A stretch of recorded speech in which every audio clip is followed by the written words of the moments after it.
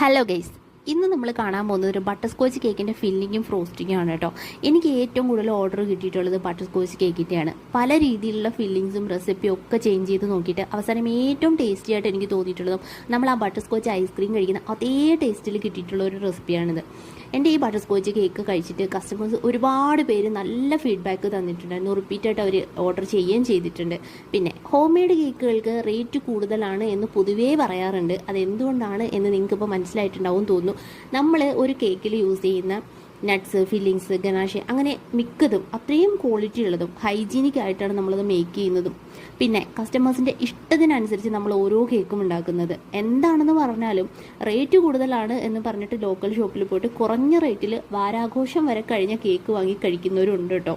എല്ലാ ഷോപ്പിലും അങ്ങനെ ആണെന്നല്ല, അങ്ങനെയുള്ള ഷോപ്പുകളും ഉണ്ട്. ഇനി എത്ര റേറ്റ് ആണെങ്കിലും കുഴപ്പമില്ല, ഹോം മെയ്ഡ് കേക്ക് മാത്രം മതി എന്ന് ചിന്തിക്കുന്ന അടിപൊളി